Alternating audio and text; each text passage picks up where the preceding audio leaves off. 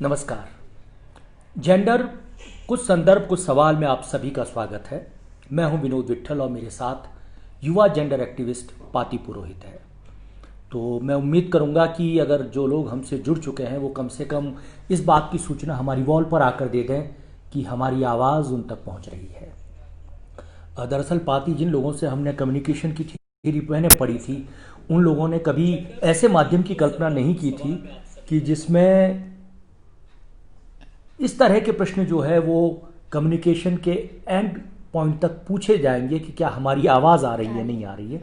और भारतीय संदर्भ में मैंने ये देखा है कि आमतौर पे नेता जो है वो इस तरह के सवाल पूछते थे, और ख़ास तौर से वो भी नेहरूवियन एज जो थी, नेहरू और उसके बाद के अगर बात करें 20-30 सालों के जो नेता थे भारतीय राजनीति में, तो वो इस तरह के सवाल करते थे कि मेरी आवाज़ आप तक आ रही है या नहीं आ रही है।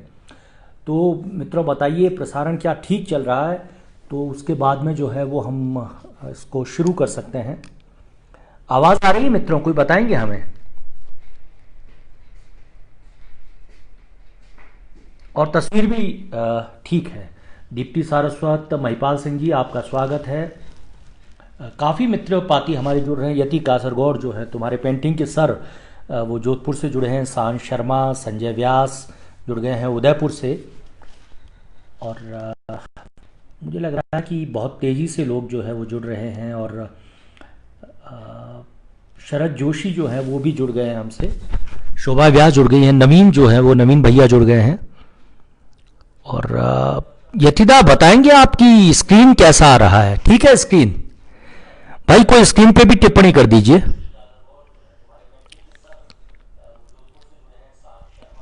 हेलो, कोई हमें इस बारे में मदद करेगा कि क्या स्क्रीन ठीक आ रहा है?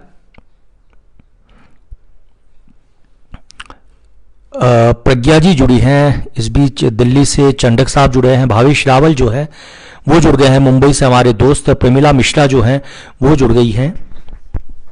और हमारे मित्रों के जुड़ने का लगातार सिलसिला जारी है। मेरे पसंदीदा कवि रविभूषण पाठक और महक आनंद जो हैं ये भी जुड़ गए हैं। तो मित्रों, हम सीधे विषय पर बात करते हैं। और विषय हमारा है जेंडर कुछ संदर्भ कुछ सवाल। दरअसल जिसे आप कॉलोनियलिज्म कहते हैं, जिसे आप उपनिवेशवाद कहते हैं, वो मनुष्य की रग में रहा है। और मनुष्य इस प्लेनेट पर आने के तुरंत बाद उसने, चाहे प्रकृति हो, चाहे दूसरे जीव जंतु हों, चाहे दूसरे जेंडर्स हों, उनके प्रति मनुष्य का, और खासतौर से मैं कहूंगा कि पुरुषों का रवैया ऐसा रहा कि उन्होंने हमेशा ये कोशिश की कि उनके अलावा जो कुछ भी है इस सृष्टि पर वे सारे दोयम दर्जे के हैं। और इसी के चलते एक ऐसी पितृसत्ता जो है वो इस दुनिया में कायम हुई, जिस पितृसत्ता ने पूरी दुनिया को अलग अलग तरीके से डोमिनेट किया। ये अलग बात है पाती कि उस डोमिनेशन को बहुत अभी तक डिकोड नहीं किया गया है। लेकिन मित्रों, मैं जो मेरी आज की साथी है, इस साथी नहीं बल्कि मैं तो ये कहूँगा कि मुख्य सूत्रधार है जो इस पर बात करेगी, पाती पुरोहित। इनका परिचय दे दूं। इन्होंने बीए ऑनर्स दिल्ली विश्वविद्यालय से किया था हिस्ट्री में, और उसके बाद में इस समय जो है ये अंबेडकर यूनिवर्सिटी दिल्ली से ये मास्टर्स कर रही है जेंडर स्टडीज़ में। नेशनल म्यूजियम से लेकर यूएन, और यूएन के भी खास प्रोग्राम यूएनडीपी से इन्होंने इंटर्नशिप की। और इनका एक बहुत लोकप्रिय ब्लॉग है आस्क द लेटर बॉक्स, जिसमें ये हर शनिवार को जेंडर पर लिखती है। दरअसल मित्रों, हम सब के लिए ये जानना और समझना, और ख़ासतौर से जेंडर के डिस्कोर्स को समझना इसलिए भी ज़रूरी है ताकि हम ये जान पाए कि नई पीढ़ी जो है वो इन विषयों पर क्या सोच रही है। दरअसल जब आपके और हमारे बचपन की बात होती थी तो ये था कि जेंडर का मतलब हम मानते थे मेल और फीमेल को। तीसरे किसी जेंडर की कल्पना हमने नहीं की थी। जब थोड़े बड़े हुए तो हमें यह समझ में आया कि हिजड़े जिनको कहा जाता है, ट्रांसजेंडर या यूनिक्स जिनको हम कहते हैं, वो भी समाज में होते हैं। लेकिन उनकी समाज में जो सामाजिक भूमिका थी वो तालियां बजाने, पैसे बटोरने और बधाइयां लूटने तक महदूद थी। इसके इतर हमारा कोई एक्सपोजर नहीं था। और जब हम लड़के और लड़की की भी बात करते हैं तो हमारे यहाँ जो चाइल्डहुड का जो करिकुलम था उसमें यह था कि राम जो है वो खेल खेलेगा और सीता जो है वो घर बनाएगी। ये कुछ छोटे एग्जाम्पल, बहुत सतही एग्जाम्पल मैं दे रहा हूं, तो ये बताएगी कि किस तरह से एक पितृसत्ता जो है वो हमारे साथ, अगर हम ये मान लेते हैं कि 70-75 हजार साल पुरानी हमारी ये सृष्टि रही और 70-75 हजार साल 75 हजार साल पुराना हमारा अस्तित्व है अगर, और उसमें भी इतने हजारों साल के सह अस्तित्व के बाद भी यह बहुत महत्वपूर्ण विषय जो है यह किस तरह से हमसे छूटा हुआ था। आज भी आपने देखा होगा कि औरतों के लिए घरों में कमरे नहीं होते, उनके लिए एक बक्सा होता है।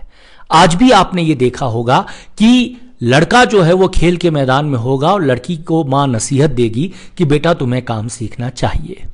हम आज भी एक ऐसे समाज हैं जहां पर इस तरह की चीजें नहीं सोचते हैं कि क्या हमारे चयन का कोई इतर अर्थ भी हो सकता है और क्या उस चयन के इतर अर्थ को भी हम रेस्पेक्ट करेंगे। तो पाती सीधे हम बात करते हैं, चूंकि आप इस विषय पर पढ़ाई कर रही हैं और हम ये चाहते हैं कि जो अध्ययन मुझे लगता है कि 5,000 साल पहले हो जाना चाहिए था हमारे समाजों में, सभ्यताओं में, वो बहुत देरी से शुरू हुआ है। तो सबसे पहले तो मैं आपसे ये समझना चाहूंगा कि ये जो जेंडर स्टडीज है ये क्या है। जी बहुत बहुत शुक्रिया। काफ़ी लोग जुड़ रहे हैं, इसकी बहुत खुशी है मुझे कि लोग जुड़ रहे हैं और इस सब्जेक्ट पे हम बात कर रहे हैं। किसी भी चेंज की शुरुआत तभी होगी जब हम उसके ऊपर बात करना शुरू करें, या हम एक्शन बहुत दूर की बात हो जाती है, हम उसके ऊपर जब बात करना शुरू करें that becomes even more important. तो thank you for choosing this subject. What is gender studies के बारे में अगर हम बात करें तो अगर आप इसको गौर से समझें, इसकी डीपर रूट्स में जाएं, तो आपको ये लगेगा कि ये बहुत नॉर्मल सी चीज़ है। कोई बहुत बड़ी कोई रोबोटिक साइंस नहीं है या जिसके लिए आपको आईआईटी या एम्स क्लियर करने की ज़रूरत नहीं है। बहुत बेसिक चीज़ है जिसको हमें बहुत पहले एक्नॉलेज कर देना चाहिए था, पर हमने काफ़ी समय तक उसे एक्नॉलेज नहीं किया। Gender studies as a course broadly ये बात करता है कि हम किसी भी चीज़ को, किसी भी एक्टिविटी को, हमारे आसपास की एक्टिविटी को जेंडर्ड लेंस से एक्सेस कैसे करें, उसे हम कैसे देखें। हमारा सबसे बड़ी जो मुझे लगता है कि एक डिसएडवांटेज हो या सबसे बड़ी जो भूल हमसे हुई जेंडर स्टडीज़ को पहले एक्नॉलेज नहीं करने की, वो यही है कि हमने अपने आसपास में होने वाली एक्टिविटीज़ को, आसपास में होने वाली पॉलिसीज़ हुई, स्ट्रक्चर, फंक्शनिंग स्ट्रक्चर जो है हमारी सोसाइटी जिस फंक्शन पे, जिस आइडियोलॉजी पे हम फंक्शन करते हैं as a human, specially in context to Indian society, हमने जेंडर को उतना एक्नॉलेज किया ही नहीं कभी। हमारे लिए बस आदमी औरत हो गए और मनु ने तो बहुत पहले ही डिक्लेयर कर दिया था कि किसका क्या काम है, और बस उससे हम फिर चलते रहे। तो अगर हिस्टोरिकल सेंस में देखा जाए तो आज भी काफ़ी लोग यही कहते हैं कि जब प्रकृति ने डिफरेंस बना दिया आदमी और औरत में, तो हम कौन होते क्वेश्चन करने वाले, जो कि बहुत ही मुझे लगता है एक बेसलेस आर्ग्यूमेंट है। हम इस चीज़ को हम समझें कि जो डिफरेंस हम बना रहे हैं, जो हम सेपरेशन कर रहे हैं बिटवीन जेंडर्स, बिटवीन सेक्सुअलिटीज़, ये दिखाता है कि हमारा जो डेवलपमेंट है in terms of knowledge, in terms of our thinking, in terms of in our ideology is so weak. बहुत मैं ब्लंटली इस बात को रखूंगी कि gender studies as a course की अगर हम हिस्टोरिकली बात करें तो इसके ऊपर सबसे पहले जो बात शुरू हुई थी वो हुई थी फेमिनिस्ट मूवमेंट से। जो आप देखिए कि लेट आप जब अमेरिकन फ्रीडम मूवमेंट चल रहा था तब औरतों ने इसको शुरू किया।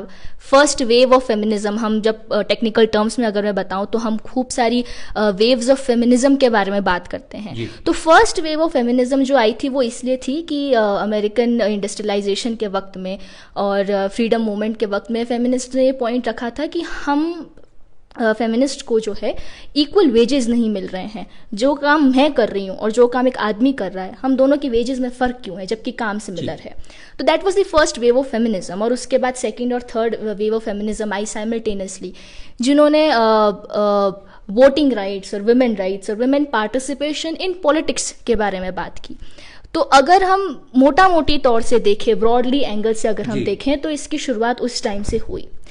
पर जब हम जेंडर स्टडीज़ कोर्स की बात करते हैं तो ये काफ़ी नया कोर्स है, बहुत ज़्यादा पुराना हम इसको नहीं बोल सकते हैं।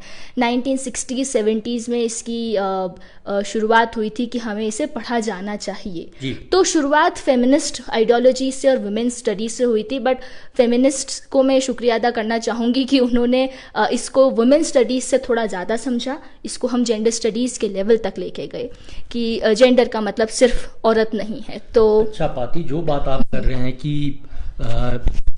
जेंडर स्टडीज जो है वो केवल मेल और फीमेल की बात नहीं है, तो यहीं पर एक सवाल ये भी उठता है कि आखिर में सेक्स में और जेंडर में फर्क क्या है? जी, तो सेक्स और जेंडर का जो एक मेजर फर्क हमें देखना चाहिए, जो एक्नॉलेज करना चाहिए, वो ये है कि सेक्स एक बॉय या गर्ल या मेल या फीमेल जिसे हम कहते हैं, that is a more of a scientific term, it's a more medicalized term.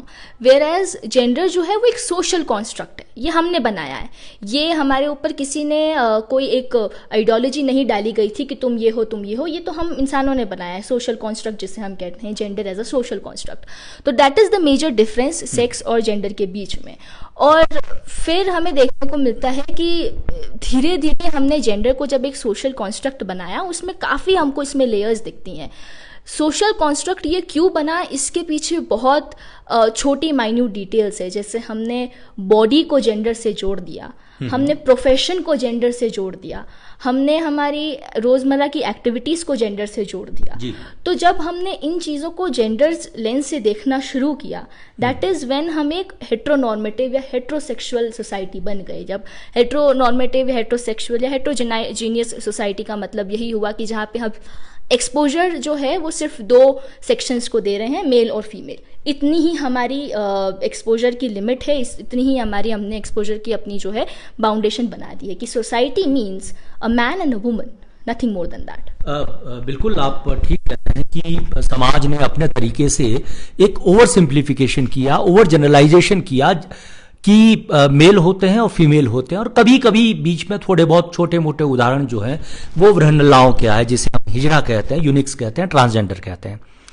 लेकिन आप ये देखिए कि जब आप जो बता रही हैं कि जेंडर एक सोशल कॉन्स्ट्रक्ट है, तो बाकी तमाम जेंडर्स जिनकी बातें इन दिनों में हम सुनते हैं, पढ़ते हैं, जिनके बारे में एक सेंसिटाइजेशन जो है वो हमारा शुरू हुआ है, तो उसको अगर इतिहास के आईने में देखें तो हमें तो बहुत कम मिलता है। मतलब पूरे महाभारत में आप देखिए कि अर्जुन का एक बार वैनल्ला बनना जो है वो रिपोर्ट होता है किसी सोशल हिस्ट्री में।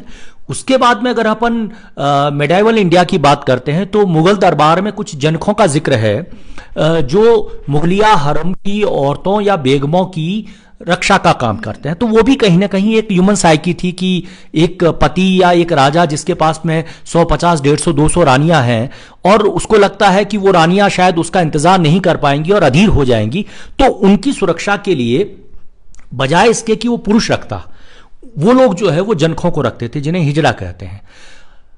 इसके अलावा बहुत बहुत जिसे आप कहोगे मरमर्स मिलती है मुगलिया हिस्ट्री में ही, थोड़ी बहुत, वो भी सीधे नहीं, लेकिन जो बात की तारीखी दस्तावेजात जो हैं वो ये बताते हैं कि थोड़ा बहुत कुछ गे रिलेशनशिप के बारे में मिलता है, लेकिन आमतौर पे नहीं मिलता है। लेकिन अब सवाल यह है कि क्या सचमुच हम अतीत में तो हम बात नहीं कर रहे थे इनकी, क्योंकि मेरे बचपन तक में मुझे नहीं पता था कि गेज क्या होते हैं, लेस्बियन रिलेशनशिप क्या हो सकती है। कुछ एक कहानियां जरूर हमने उस तरह की पढ़ी थी जिसमें हमें लगा कि कुछ दो महिलाएं आपस में कोई संबंध रख सकती है। या हिजड़े जो थे वो हमारे लिए मनोरंजन की वस्तुएं होते थे, मोहल्ले में किसी के बच्चा होता था तो हिजड़े जो है बधाई लेने के लिए आया करते थे।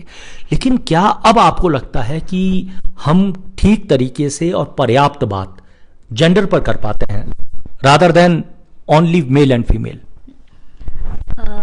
अगर हम कर पाते होते बात जेंडर स्टडीज को लेकर और जेंडर को लेकर तो शायद इस लाइव की जरूरत नहीं पड़ती।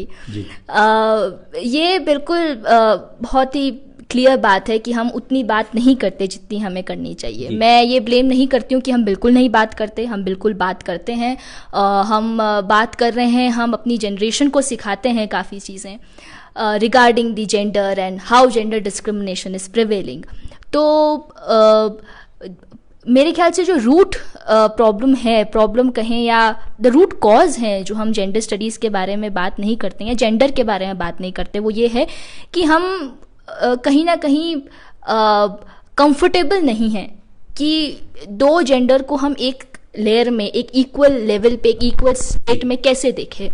वो इसलिए क्योंकि हमारा जो माइंडसेट डेवलप किया गया है, अगर हम हिस्टोरिकली देखें तो it has always been patriarchal. हम हमेशा जो पेट्रियार्कल थॉट है, जो मैस्कुलिनिस्ट थॉट है, उसको लेकर चले हैं। और उसके हिसाब से तो यही है कि आपके लिए एक मेल जो जेंडर है, that is the prominent one, and women that will rule over the entire rest of the genders. Exactly, that will rule over, and women is the secondary one. तो मतलब जो हमारा मेन जो ideology वही है, वो इसी पे सेटअप है कि पेट्रियार्कल सोसाइटी, पेट्रियार्कल सेटअप जो है उसने ये क्लियर कर दिया है कि भाई अगर आप आदमी हैं तो आप राजा हैं, और अगर आप वुमेन हैं तो आप कुछ भी नहीं है, if I being very clear. तो इसीलिए हमें डर ये इस चीज़ का है, मुझे लगता है we have a fear as a human, we have a fear कि अगर हमने इस चीज़ को एक्नॉलेज किया, if we start talking about gender at a larger base, तो हमें तमाम ऐसी चीज़ों को एक्नॉलेज करना पड़ेगा जिसका एक इफेक्ट जो है, मेंटल इफेक्ट,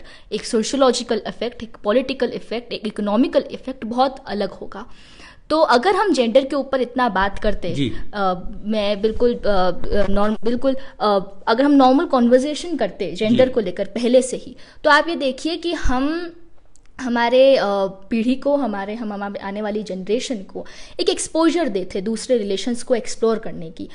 बच्चा पैदा होने पे हम उसे कह देते हैं कि तुम एक लड़का हो, तुम एक लड़की हो, और जब वो बड़ा होता है और जब वो बच्चा या बच्ची रियलाइज करने लगता है कि am I really what I am, मतलब क्या मुझे जो सेक्स असाइन किया गया है, क्या मैं वाकई वैसा फील करता हूँ, और वहाँ पे हम सेक्सुअलिटी को लेकर आते हैं। Sexuality is how you feel, and अगर हम इन सब के ऊपर बात कर रहे होते तो हमारा आज ये लाइव करने की ज़रूरत नहीं पड़ती, हमें सेक्शन 377 के पीछे भागना नहीं पड़ता उसको ख़त्म करने के लिए। हमें इतना जो हम फेमिनिस्ट मूवमेंट्स चले हैं, तमाम feminist movements specially in the colonial time as well, global level पे भी आप देखिए, तो हमें ये सब नहीं करना पड़ता। तो आई गेस ये सब इसी चीज़ का रिजल्ट है।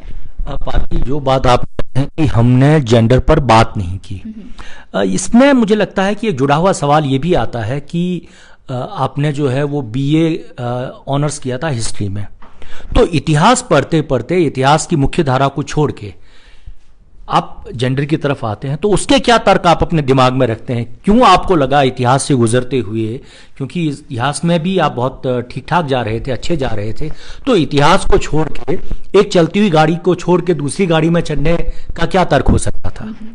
तो बहुत ही अच्छा सवाल है ये। और गाड़ी छोड़ने का, गाड़ी चेंज करने का जो एक मेन रीज़न था वो ये था कि इतिहास सबसे बड़ा आईना है, मुझे लगता है। जितना हम कहते हैं कि जितना हम कंट्रीब्यूशन या जितना हम तवज्जो ये देते हैं कि सिनेमा जो है समाज का आईना है, मुझे लगता है इतिहास सबसे बड़ा आईना है समाज का। और इतिहास हमें ये सिखा देता है कि भैया तुमने अपने इतिहास में क्या किया है, और उस इतिहास से, जैसा युवाल कहते हैं कि फ्यूचरोलॉजी क्या होगी उस पास्ट की, वो भी हमें हमारा इतिहास सिखा देता है। तो मेरा जो रीज़न था हिस्ट्री से जेंडर स्टडीज़ ऑप्ट करने का, वो यही था कि फर्स्ट रीज़न वाज कि जिस हिसाब से हिस्ट्री लिखी गई है, हिस्टोरियोग्राफी या हिस्टोरियसिटी जो है हिस्ट्री की, वो उसमें हमें बहुत जेंडर बायस या जेंडर डिस्क्रिमिनेशन देखने को मिलता है। जहां हम देखते हैं कि इतिहास को लिखने वाले जितने भी लोग रहे हैं वो अधिकतर सारे मेल्स रहे हैं। इतिहास को सबसे बहुत, मैं एक छोटा सा एग्जाम्पल में इसमें डालना चाहूँगी कि अगर आप आईन अकबरी देख लें, अबुल फजल ने जब लिखी, तो अबुल फजल ने उसको इतने एग्जैजरेशन के साथ लिखा है और उसको उसी आइडियोलॉजी से लिखा है जैसा कि राजा अकबर ने कहा गया, जैसा अकबर सोचते थे वो वैसा वो लिखते थे। ये बात ही मुझे लगता है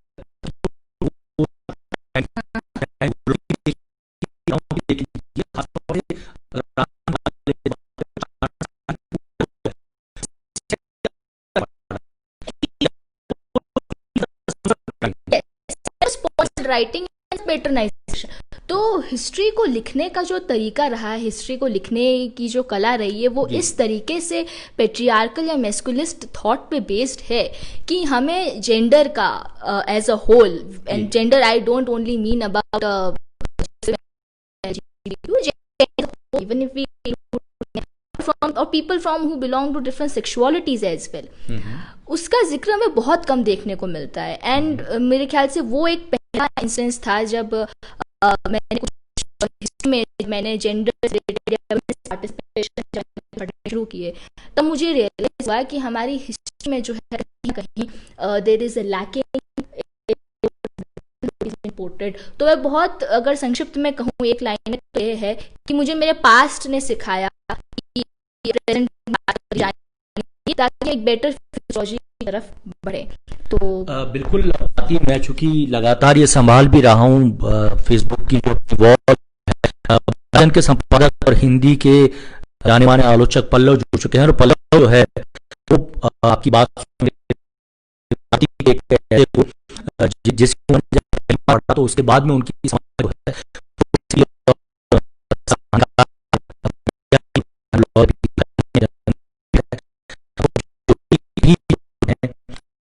का वो जो भी ये कह रहे सोशल कंस्ट्रक्ट। बिल्कुल बहुत सारे लोग हमारे मित्र जो हैं, और देखिए जो है ये बहुत अच्छा कमेंट दे रही हैं आपके लिए कि पाती आप भविष्य की उम्मीद है। रवि भूषण पाठक याद दिला रहे हैं आपको कि खिलजी दरबार में मलिक कफूर जो है वो बहुत बहुप्रतापी था और ट्रांसजेंडर था, लेकिन सवाल वही है कि इनकी उपस्थिति जो है वो एक केवल छोटे छोटे उल्लेखों के साथ में, बड़ी उपस्थिति नहीं है। बिल्कुल नहीं है। आप देखिए कि मलिक कफूर के बारे में अगर हम आज जानते हैं तो वो इसलिए जानते हैं क्योंकि पद्मावत आई, और पद्मावत जो है उसमें जिम सार्ब ने ये रोल किया था, और जिम सार्ब और रणवीर सिंह का एक हम सीन देखते हैं और उससे हम पता लगा लेते हैं कि वो जो है वो ट्रांसजेंडर थे, या मैं लगा वो गे थे। तो इसी के थ्रू हमें पता चला। मतलब मुझे नहीं लगता कि बड़े पैमाने पे ऑडियंस को, बड़े पैमाने पे सोसाइटी को किसी और मीन्स से ये पता हुआ होगा। अच्छा पाती, अब अपन इस पे बात करें, बहुत तेजी से बात करना पड़ेगा क्योंकि समय की एक सीमा है। मैं ये जानना चाहूंगा कि किस तरह से हम जो जेंडर का इशू है उसको हम हमारी डेली लाइफ में, डेली रूटीन में किस तरह से उठा सकते हैं। क्योंकि मुझे याद है आज से 11-12 साल पहले जब मैं पत्रकारिता में था तो मैंने एक बार प्रश्न उठाया था कि जेंडर बस्टिंग जैसी चीज़ नहीं होती है। क्योंकि अगर हम देखें, चूंकि उस ज़माने में मेरा भी एक्सपोजर इतना नहीं था कि LGBTQ तक मैं पहुंच पाता, तो मैंने तत्कालीन भारत के वित्त मंत्री से एक सवाल किया था कि अगर आबादी जो है वो आधी आधी है, आधे पुरुष हैं और आधी महिलाएं, तो बजट में ये वजन रिसोर्सेज है वो आधे आधे क्यों नहीं बटे थे। तो उस जमाने में ये मुझे लगता है कि नई तरह की बहस थी और काफी अधपकी सी बहस थी, हम लोग उसको ज्यादा आगे नहीं कर पाए और उसके बाद में मैंने पत्रकारिता छोड़ दी थी। तो मैं ये जानना चाहूंगा कि आप किस तरह से देखते हैं कि इस दौर में हम हमारी रूटीन की जिंदगी में किस तरह से इस जेंडर के इश्यू को अब एड्रेस कर सकते हैं। क्योंकि मुझे अक्सर वो चीजें याद आती है कि किसी भी समाज की संवेदनशीलता इस बात पर डिपेंड करती है कि वो अपनी माइनॉरिटीज को कैसे डील करता है, कितना रेस्पेक्ट है और कितना सेंसिबली। क्योंकि आज आप देखिए ट्रांसजेंडर्स एक वोट बैंक नहीं है, तो वो किसी की चिंता में शामिल नहीं है। आप इसी तरह से LGBTQ को देखिए, वो बड़े वोट बैंक नहीं है, तो वो कहीं पर भी किसी भी पॉलिटिकल इंटरफेरेंस या इंटरवेंशन के लिए एक प्रेशर ग्रुप अपना डेवलप नहीं कर पाते। तो आप क्या कहेंगे कि किस तरह से हम हमारी रोजमर्रा की जिंदगी में इस जेंडर को हम एड्रेस कर सकते हैं, इस जेंडर डिस्कोर्स को एड्रेस कर सकते हैं? वैसे तो हमने काफ़ी तरीके से जेंडर को जो है एक्नॉलेज किया है, पर फिर भी मुझे जो लगता है कि जेंडर को सबसे बेहतर तरीके से हम तब एड्रेस कर सकते हैं अपनी डेली लाइफ में जब हम अपनी आसपास की चीज़ों को और एक्टिविटीज़ को जेंडर्ड लेंस से असेस करें, जैसा कि मैंने पहले बोला था। तो फॉर एग्जांपल मैं आप सबको अभी बोलना चाहूँगी कि अभी लॉकडाउन है, कोविड के चलते लॉकडाउन है, हम सब अपने अपने घरों में हैं, और मैं ये सिर्फ यहाँ तक इस चीज़ को सीमित नहीं करूँगी। काफ़ी लोग जो हैं वो हमें सुनने को मिल रहा है, देखने को मिल रहा है कि जो मर्द हैं वो किचन में घुस गए हैं, उन्होंने झाड़ू कि मेरे मुझे लगता है कि मतलब ये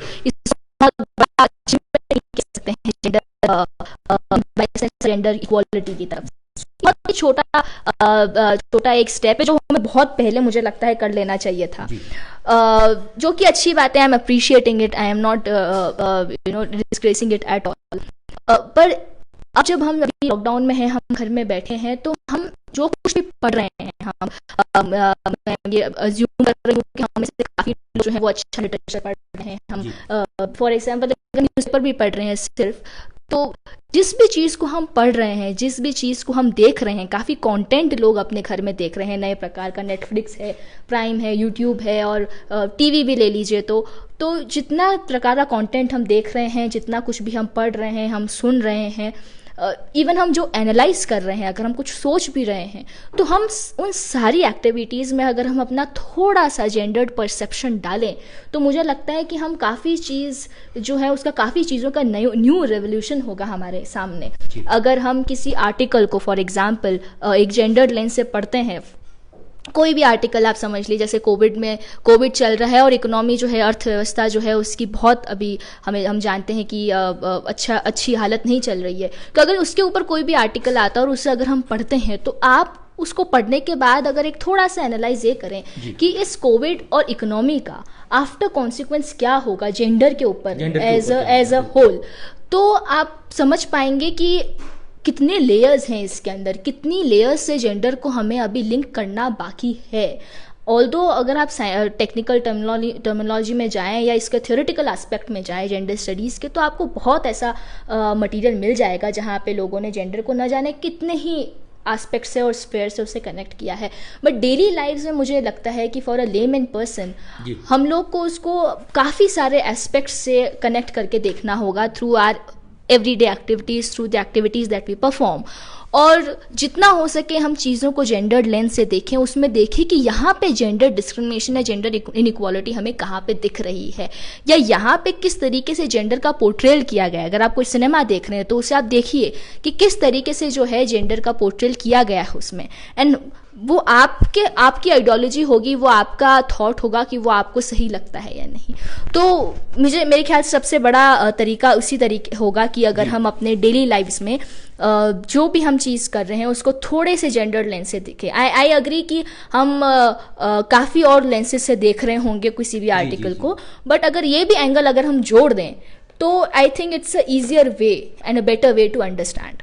बिल्कुल। लेकिन पाती, यहाँ पर एक सवाल ये भी आ रहा है कि बेसिकली क्या फ़र्क हम देख सकते हैं कि एक बॉडी में और एक जेंडर में, इन दोनों के बीच में, क्योंकि बहुत मोटा सा सवाल आता है कि भाई बॉडी है और जेंडर है, तो इन दोनों के बीच में जो डिस्क्रिमिनेशन है, जो फ़र्क है, जो विभेद है, उसे किस तरह से किया जा सकता है? जी, तो बॉडी और जेंडर, अगेन मैं ये कहूँगी कि बॉडी भी जो है जिसको हम समझते हैं। पाती मैं रोकूंगा। बहुत सारे लोग जो हैं वो हमारे साथ ही जुड़ चुके हैं, रवि भूषण, योगेंद्र आहूजा, मंजूश्री गुप्ता, मैं उन सबको एक्नोलॉज करना चाहूँगा। पूनम आलोक व्यास जुड़ी हैं, प्रोफेसर राम बख्श जो हैं जेएनयू के वो जुड़े हैं, प्रिय कवियत्री रेखा चमोली जुड़ गई हैं, और बहुत सारे लोग हैं। और भावेश रावल जो हैं वो एक सवाल भी आपसे पूछ रहे हैं। भावेश भाई, सवाल हम इस कार्यक्रम के आखिर में ले लेंगे। और दूसरा, कमल बिस्सा जी, आपका बहुत बहुत शुक्रिया हमसे जुड़ने के लिए। और बेंगलुरु से इस बीच में उषा रानी राव जो हैं वो जुड़ी हैं, शांति निकेतन कलकत्ता से जुड़ी हैं श्रुति कुमुद, जिन्होंने पाती पिछले दिनों जो है रघुनंदन त्रिवेदी पर बहुत अच्छा आर्टिकल लिखा था, और शोभा बारट जी हैं वो भी जुड़ी हुई हैं, और आरती देसाई बोहरा जो हैं वो भी इस समय हमारे साथ हैं। हाँ, अपनी बात कंटिन्यू करें पाती आप। जी, बहुत बहुत शुक्रिया, इतने सारे लोग जुड़ रहे हैं।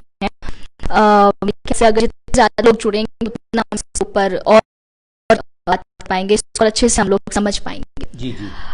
तो बॉडी और जेंडर के ऊपर जब, हाँ, तो बॉडी और जेंडर का जो एक बड़ा डिबेट या डिस्कशन जो चलता है इन थियोरेटिकल टर्म्स, वो ये है कि जिस तरीके से सेक्स जो है वो एक साइंटिफिक टर्म है, वो एक मेडिकल टर्म है, हाँ, वैसे बॉडी का जो साइंटिफिक टर्म है वो एनाटॉमी है। हम उसे बॉडी को साइंस से और सेक्स से जोड़ देना थोड़ा साइंस की बेइज्जती है, और थोड़ा जब हम सोशियोलॉजिकल एस्पेक्ट में आते हैं तो फिर बॉडी की बेइज्जती है।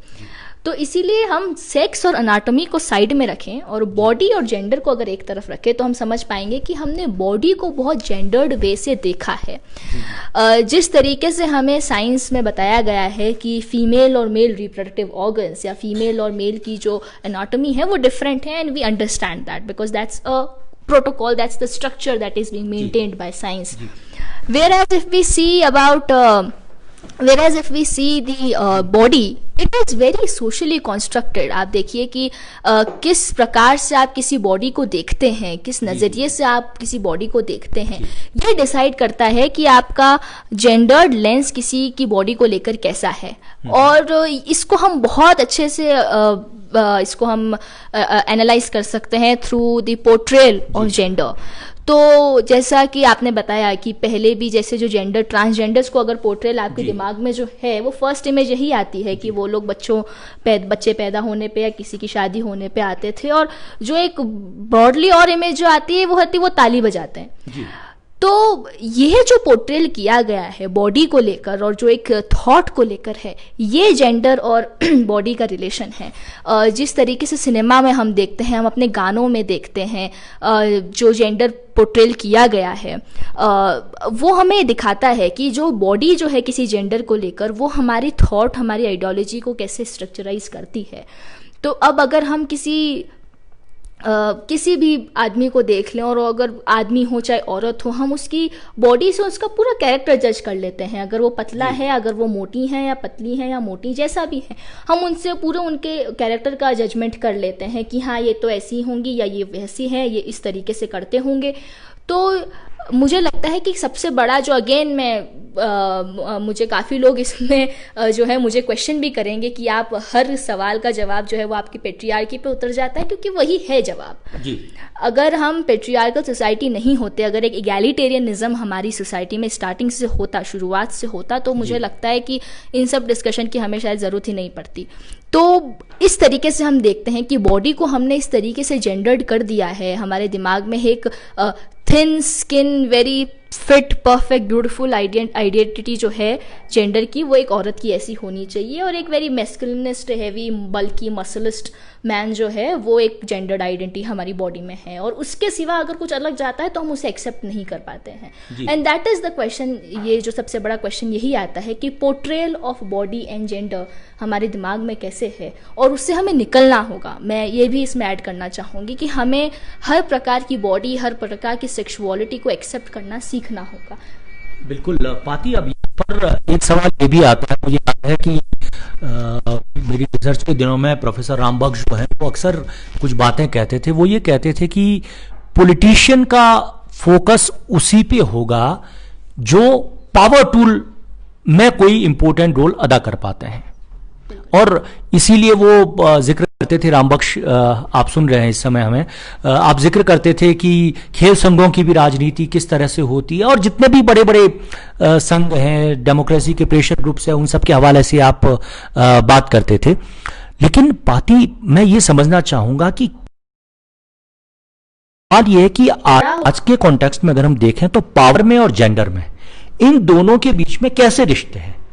क्योंकि पावर के लिए आप देखिए कि कोविड के दिनों में इस समय हिंजड़े किस तरह से कमा के खा रहे होंगे किसी की चिंता का विषय नहीं है। जो गे हैं, जो अपने अपने कमरों में रह रहे हैं, उनके बारे में हमारा सेंसिटाइजेशन बहुत कमजोर है। लेस्बियन रिलेशनशिप को लेकर हम नहीं सोच रहे हैं, इवन बच्चों को लेकर नहीं सोच रहे हैं। तो मुझे तो ये लगता है कि पुरुष में भी जो उस तरह की जो पावर मेल है, उसके सामने ये तमाम चीजें जो ये खत्म हो चुकी है, और वो इन जेंडर के किसी भी डिस्कोर्सेस को एक्सेप्ट ही नहीं करता है। तो आप किस तरह से देखते हैं कि पावर और जेंडर के बीच में जो रिश्ते हैं वो कैसे हैं? क्योंकि आज हम देखते हैं कि कोई भी पावर पॉइंट जो है वो जेंडर को उस तरीके से न तो रिकॉग्नाइज करता है, न आइडेंटिफाई करता है, और बल्कि एक ऐसा परसेप्शन क्रिएट करता है, पावर ही परसेप्शन क्रिएट करती है। चाहे राजाओं ने किया, मुगलों ने किया, चाहे डेमोक्रेसी में हमारे नए राजा कर रहे हैं, वो एक ऐसा परसेप्शन डेवलप कर रहे हैं कि जिसमें धीरे धीरे जो माइनॉरिटी जेंडर्स जो हैं उनके लिए स्पेस कम हो जाए। तो how you see the relationship between the gender and power? पहले तो मैं अमिताभ रंजन सर का थैंक यू करूंगी, उन्होंने बहुत एक अच्छी किताब का नाम मेंशन किया है। अगर आप लोग भी कमेंट्स पढ़ रहे हैं नीचे तो आपको मिलेगा, माइकल फूको की किताब है द हिस्ट्री ऑफ सेक्सुअलिटी, बहुत ही बेहतरीन किताब है और कभी आपको मिले अगर समय तो आप उसको ज़रूर पढ़िएगा। जहाँ तक सेक्सुअलिटी की बात, आपने जैसे गे और लेस्बियनिज्म को मेंशन किया है, ये एक सेक्सुअलिटी का हिस्सा है, तो हम इस पे फिर कभी किसी दिन अगर और हमारे अलग से बात की जाएगी, अगर हमारे श्रोताओं को ये लाइव पसंद आता है तो हम फिर किसी दिन एक और सेशन रखेंगे जिसपे हम सिर्फ सेक्सुअलिटी के ऊपर बात करेंगे। जहाँ तक बात है पावर और जेंडर की, बिल्कुल मतलब पावर और जेंडर का जो रिलेशन रहा है, जिस तरीके से फंक्शन कर रहा है ये कनंड्रम जो है पावर और जेंडर का जिस तरीके से फंक्शन कर रहा है, ये बहुत विजिबल है, बहुत विजिबल है। बस ये है कि हम उस विजिबिलिटी को एक्नॉलेज करने में कितना समय लगाते हैं, that is a important thing to address. Power और जेंडर का रिलेशन वैसा ही है जहाँ पे हम देखते हैं कि अगेन जो आइडियोलॉजी है पेट्रियार्कल सोसाइटी या मैस्कुलिनिटी की सोसाइटी का जो आइडियोलॉजी है वो ऐसा ही रहा है हमेशा कि औरतें जो हैं उनके लिए एक लिमिटेड काम, एक लिमिटेड प्रोफेशन सोचा गया है, एक लिमिटेड लीजर टाइम सोचा गया है उनके लिए। तो आप देखिए कि पावर इस तरीके से रोल प्ले करता है कि उसने हर एक जेंडर के लिए एक प्रोफेशन सेट कर दिया है, एक टाइम सेट कर दिया है, एक स्पेस सेट कर दिया है, एक आइडियोलॉजी सेट कर दी है। और इस सबको सेट करने वाले कौन है? वही मैस्कुलिनिस्ट और मैस्कुलिनिस्ट थ्योरी को अपनाने वाले।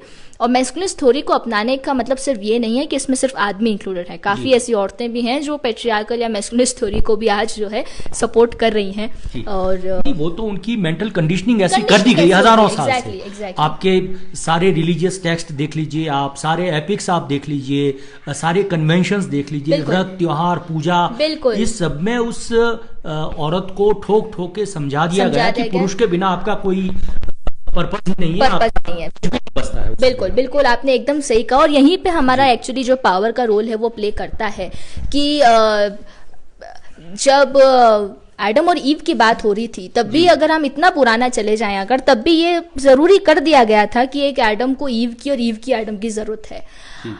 तो उसमें जो एक इंडिविजुअलिस्टिक रोल जो प्ले करता है किसी जेंडर का, वो गायब हो जाता है। और इसी को हम हमारे टेक्निकल टर्म्स में डी इंडिविजुएशन ऑफ वुमेन कहते हैं। और ये डी इंडिविजुएशन ऑफ टर्म जो है ये पावर और जेंडर के रोल में खूब दिखता है हमें, क्योंकि जब हम पावर सेट कर देते हैं, हम जब अपना पावर किसी के ऊपर एस्टैब्लिश कर देते हैं, तो हम उस आदमी का जो है डी इंडिविजुएशन कर देते हैं। वो आदमी एक सिंगल अपनी इंडिविजुअल आइडेंटिटी लेके कुछ नहीं कर पाता है, वो जो कुछ भी कर रहा है वो ऊपर उस पावर की वजह से कर रहा है। और जेंडर्ड कॉन्टेक्स्ट में the power is the masculinist theory और the patriarchal theory, and that is being supported और being followed by people from all the genders, people who belong from all the sexualities। तो हम इसको generalise नहीं करेंगे कि इस आइडियोलॉजी को कौन कौन फॉलो कर रहा है। पावर एंड जेंडर का एक सबसे बेसिक जो अभी हाल ही में मुझे जो एक बेसिक इंपॉर्टेंट पॉइंट वो ये पता चला, इसमें मैं थोड़ा सा कुछ फैक्ट लेके आना चाहूँगी। एक केस हुआ था, मुझे नहीं पता आप लोग कितना जानते हैं, क्योंकि मुझे भी कुछ टाइम पहले, इससे पहले मुझे उस केस के बारे में नहीं पता था, कुछ टाइम पहले ही मैं जान पाई हूँ। हम सबको निर्भया केस के बारे में हमें पता है, हम उससे बहुत वाकिफ़ हैं, बट हम में से बहुत कम लोग शायद जानते होंगे कि 1991 में जम्मू कश्मीर में एक डिस्ट्रिक्ट है कुपवारा डिस्ट्रिक्ट, और उसके 2 ट्विन विलेजेस हैं, कुनान पोशपुरा। कुनान पोशपुरा में एक मास रेप इंसिडेंट हुआ था, and that was committed by Indian army. और इंडियन आर्मी, ये बात है 23 फरवरी 1991 की, और इंडियन आर्मी जो है वो रात को बिना किसी नोटिस के एक रेड ऑपरेशन के लिए वहाँ चली जाती हैं। और वो रात को 9-10 बजे करीब, क्योंकि रेड ऑपरेशन के लिए आपको वहाँ पे एक नोटिस जारी करना पड़ता है, उन्होंने बिना किसी नोटिस जारी किए वो लोग रात को 9 बजे वहाँ पहुँच जाते हैं, और उन्हें लगता है कि वहाँ के रहने वाले जो सिविलियंस हैं वो आर्मी के ऊपर अटैक कर रहे हैं। और ये इसमें काफ़ी मिसकम्युनिकेशंस हुए, इसमें काफ़ी जो है आर्मी के थ्रू भी मिसकम्युनिकेशन हुआ और लोगों के थ्रू भी मिसकम्युनिकेशन हुआ। और आर्मी वहाँ पहुँच जाती है रात को, और वो लोग जाके वहाँ के जो घरों के जो मर्द हैं उन्हें वो घर से बाहर निकालती है, उन्हें बहुत बेरहमी से पीटती हैं, उनसे इंटेरोगेशन किया जाता है। और जो घर की औरतें हैं उनको हर एक घर में आप सब इसकी ये सुनने में बहुत दर्दनाक है। और मतलब मुझे याद है कि मैं इसे नहीं पढ़ पाई थी, जब मैं अभी फ़िलहाल उसी किताब भी पढ़ रही हूँ।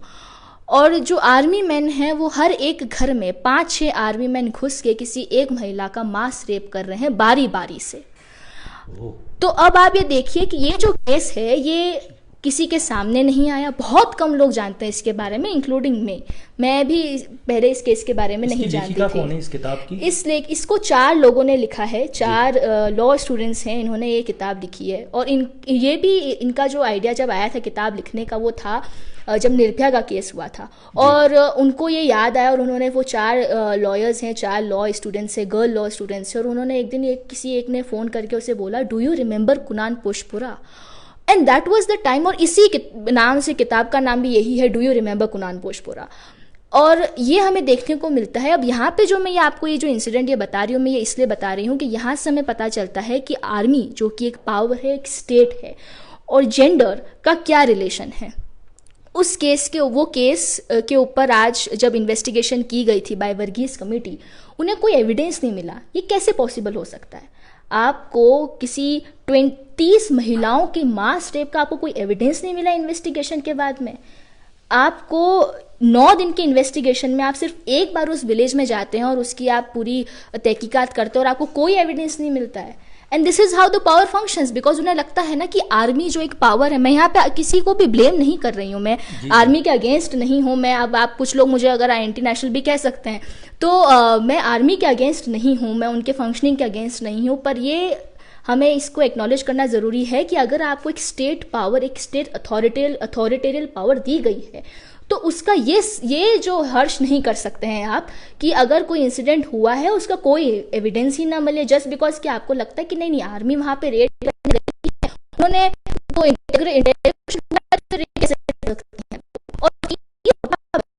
अगर आप मुझे लगता है एग्जैक्टली पावर और जेंडर का रिलेशन। मुझे इसमें ये भी बड़ी इंटरेस्टिंग चीज़ समझ में आती है कि अगर आप इंडियन सेंसस देंगे, सेंसस ऑफ इंडिया अगर देखेंगे, तो उसमें ट्रांसजेंडर्स, गेज, लेस्बियन, जो LGBTQ+ वाली जितनी भी कैटेगरीज हैं, उनको तो ये अपने पॉपुलेशन के डाटा में ही नहीं डालते हैं। जो हमारे पावर सेंटर्स हैं वो इन तमाम जेंडर्स को जब आप जनसंख्या करते हैं, सेंसस के लिए जाते हैं जनता के बीच में, तब आप ये कहते हैं कि ये बहुत सैक्रोसेंट डाटा होगा, क्योंकि इसके ऊपर जो है वो सरकारें अपनी नीतियां बनाती है, देश के निर्माण की योजनाएं बनती है। तो आप ये बताइए कि जब हमारे सेंसस के अंदर तो आपको लगता है कि उसी से एक पावर की सीरियसनेस या रिएक्शन जो है दूसरे जगह दिखता है? बिल्कुल दिखता है। मुझे लगता है कि ये जिस तरीके से ये बिल्कुल एक्नॉलेज नहीं किया जाता है थर्ड जेंडर्स को या जो LGBTQ कम्युनिटी है उसको, बिल्कुल आप सेंसस में देख लीजिए, आप पॉलिसी फॉर्मेशन में देख लीजिए। हालांकि पॉलिसी फॉर्मेशन तो अभी तक तो वुमेन भी नहीं पहुंच पाई है, डिसीजन मेकिंग में अभी तक वुमेन भी नहीं पहुंच पाई है इतने अच्छी तरीके से। सिर्फ निर्मला सीतारामन के हो जाने से या फिर पिछले कुछ बीते फॉर्मर प्रेसिडेंट्स फीमेल हो जाने से मुझे नहीं लगता है कि हम उस लेवल को अचीव कर पाए हैं। बिल्कुल पाती, जब हम जेंडर की बात करते हैं तो सोसाइटी में आमतौर पे मैं देखता हूं, और ख़ास तौर से कुछ एजुकेशनल इंस्टीट्यूशंस में मैं भी कभी कभी भाषण देने जाता हूं, तो वहां मैं इस तरह की बातें देखता हूं कि लड़कियां जब बात करती है तो वो सीधे मिसेज इंदिरा गांधी को कोट कर लेती हैं, उसके बाद में निर्मला सीतारमण को कोट कर लेगी, सुषमा स्वराज को कोट कर लेगी। ये वैसा ही है पल्लव भाई कि अटल बिहारी वाजपेयी के प्रधानमंत्री बन जाने से कवियों का कुछ भी भला नहीं हुआ था। ये बहुत ओवर सिंप्लीफिकेशन है। तो आपको नहीं लगता कि जो पावर में एक रिप्रेजेंटेटिव सिंबलाइजेशन जो है, जैसे मुखौटा, हम हमारी इस लंबी चौड़ी दीवार के ऊपर एक छोटी सी तस्वीर टांग देते हैं, वैसे औरतों को या दूसरे जेंडर्स को टांग देने से कुछ भी नहीं होता है। तो आपको क्या लगता है पाथी कि एक बहुत बड़ी जर्नी, बहुत बड़ी यात्रा जो है वो अभी बकाया है सरकार के स्तर पर भी, और समाज को, लड़कियों को भी ये समझना चाहिए कि एक निर्मला सीतारमण के वित्त मंत्री बन जाने से औरतों की, लड़कियों की जिंदगी और उनकी अपनी तस्वीर में कोई बदलाव नहीं आने वाला है। बिल्कुल आपने ये सही कहा। जी। जहाँ तक बिल्कुल जैसे सेंसस में भी जैसा आपने मेंशन किया है, मेल और फीमेल के अलावा और वहाँ पे किसी और पॉपुलेशन का नहीं है। मेंशन नहीं किया जा रहा है। हालांकि ये जो है एक पर्सनल लेवल पे भी बात आ जाती है, क्योंकि कुछ लोग जो हैं वो अपने जेंडर या अपनी सेक्सुअलिटी को एड्रेस करने में काफी समय लगा लेते हैं। इसके लिए भी तो समाज जिम्मेदार है। बिल्कुल है जिम्मेदार, क्योंकि हम उसको एक्सपोजर नहीं दे रहे हैं ना। जी। आपने उस आदमी को अपनी फीलिंग्स को एक्नॉलेज करने का समय ही नहीं दिया, आपने उसको मेल और फीमेल तक सीमित कर दिया है। और ये चीज़ जो है इस पे भी हम किसी दिन बात करेंगे कि how to acknowledge the sexuality. जैसे मैं कह रही हूँ, एक सेशन हम सेक्सुअलिटी पे रखेंगे। बस एक एंड में जो मैं एक और बात कहूँगी रिगार्डिंग पावर और जेंडर का, ये यही है कि जिस तरीके से हम अपने इवन घरों में भी जो पावर जिस तरीके से सेट किया गया है कि एक सर्टेन प्रोफेशन है औरतों के लिए, एक सर्टेन प्रोफेशन है लोगों के लिए, सर्टेन प्रोफेशन हमने सेट कर दिया है कुछ सेक्शंस ऑफ सोसाइटी के लिए, यही एक पावर का सबसे बड़ा रोल प्ले करता है। और जो डिपेंडेंसी आ जाती है इस पावर को इम्प्लाई करने के बाद कि हम डोमिनेंट है और हमने ये पावर उसके ऊपर अप्लाई कर दी है, तो अब हम फ्री हो गए हैं। जबकि ये समझना चाहिए कि जो पावर इम्पोज करने वाले जो हैं, जो अथॉरिटी है या जो इंडिविजुअल है, उसे समझना ज़रूरी है कि वो एक बहुत बड़े जो है जेंडर डिस्क्रिमिनेशन को एक सपोर्ट कर रहे हैं, जो कि हमारे जेंडर इक्वालिटी के सस्टेनेबल डेवलपमेंट को लेकर अच्छा नहीं है। हम आज भी जेंडर इक्वालिटी के इंडेक्स में देखें तो भारत बहुत पीछे है। रिसेंटली यूएनडीपी की जो रिपोर्ट आई है जो जेंडर इक्वालिटी को लेकर, उसमें हम बहुत पीछे हैं और हम अभी तक उस लेवल को अचीव नहीं कर पाए हैं। तो मुझे लगता है कि जो पावर अगर किसी के हाथ में है तो उसको हम कितना जुडिशियसली यूज करते हैं in order to achieve gender sustainability is an important thing to address over here. बिल्कुल पाती, और इस समय हम एक और बात कर सकते हैं कि दो चीज़ें और बड़े तौर पे हम हमारे इवोल्यूशन की टोटल हिस्ट्री में देख सकते हैं। वो है कि वॉयलेंस एंड जेंडर, यानी हर दौर में सत्ता के पास में अपनी तरह की हिंसा रही और अपनी तरह के उसके ट्रीटमेंट रहे किसी भी जेंडर को अटेंड करने के लिए। आपको क्या लगता है कि मैं कल एक इंटरव्यू सुन रहा था, मेरे पसंदीदा हिस्टोरियन हैं जो फ्यूचरोलॉजी की बात करते हैं और जिनकी किताबें मैं पिछले 5 वर्षों से ढूंढ कर पढ़ता हूं, पिछले 5-6 साल से मैं उनके हर लेक्चर को फॉलो करता हूं, वो है युवाल नोह हरारी। तो उनसे एक जर्नलिस्ट ने पूछा कि इस समय जबकि दुनिया भर में लॉकडाउन चल रहा है तो आप क्या कर रहे हैं। आप देखिए युवाल नोह हरारी जो है वो पुरुष है, पुरुष की तरह दिखते हैं, पुरुष है, मेल है। अगर आप उनकी एनाटॉमिकल आइडेंटिटी की बात करेंगे तो उसको वो रूल आउट करते हैं मेल। युवाल ने उस पत्रकार को यह जवाब दिया कि मैं मेरे हस्बैंड के साथ में इन दिनों खाना बनाने में मशगूल रहता हूं। यानी एक सेंसिटिविटी का आलम यह है कि दुनिया का सबसे ज्यादा सेलिब्रिटी हिस्टोरियन, सबसे ज्यादा सेलिब्रिटी फ्यूचरोलॉजिस्ट इस बात को बड़ी सहजता से कह देता है। जबकि हम ये देखें कि इसका दूसरा डिस्कोर्स है कि हिंसा और जेंडर के बीच में भी बहुत गहरा रिश्ता रहा है। तो आप किस तरह से देखती हैं कि जब हम जेंडर के सारे डिस्कोर्सेस पे बात करते हैं तो वॉयलेंस और जेंडर को किस तरह से देखते हैं? क्योंकि हम तो अभी भी मोटा मोटी जो है वो मेल फीमेल में बांट कर देखते हैं। डोमेस्टिक वॉयलेंस के लिए हिंदुस्तान में एक एक्ट आ गया, ये हो गया कि वाइफ बीटिंग जो है ये बड़ी कॉमन सी चीज है। कोविड के दिनों में भी पत्नियां जो है खूब पिट रही होंगी क्योंकि पति जो है वो अलग अलग कारणों से कुंठित और फ्रस्ट्रेट है। तो आप किस तरह से देखते हैं कि हिंसा और जेंडर के बीच में भी कोई संबंध हो सकता है? जी बिल्कुल। वायलेंस को जितना हम अभी एड्रेस करते हैं डोमेस्टिक वायलेंस से, देखिए पहले तो मैं ये क्लियर करना चाहूंगी कि वायलेंस के बहुत से फॉर्म्स हैं। हाँ, काफी मित्र जो है हमारे जुड़ रहे हैं। हाँ, और मैं ये भी बोलना चाहूंगी कि जो लोग भी अभी नीचे कमेंट कर रहे हैं और अगर आपका कोई भी सवाल है तो इससे प्लीज कुछ टाइम के लिए बचा के रखें। हम एंड में क्वेश्चनर सेशन करेंगे जिसमें हम उन सारे सवालों को उठाएंगे और कोशिश करेंगे मिलकर के उसका जवाब दे पाए हम। जी जी। तो जहाँ तक बात है वायलेंस और जेंडर की, बिल्कुल अब अगर हम पहले तो हमें ये क्लियर करना पड़ेगा कि वायलेंस जो है वो सिर्फ फिजिकल वायलेंस नहीं है या सिर्फ वैसा वायलेंस नहीं जो हमें दिख रहा है। वायलेंस जो है आज के टाइम में तमाम तरीकों से स्प्रेड हो रहा है, तमाम तरीकों से उसको प्रैक्टिस किया जा रहा है, which includes mental violence as well, mental pressure as well, और through the little bit activities के थ्रू भी जो है हम देख पा रहे हैं कि वायलेंस जो है वो प्रिवेल हो रहा है। वायलेंस का सबसे बड़ा जो मुझे लगता है लिंक जो मुझे लगता है वो है पावर से।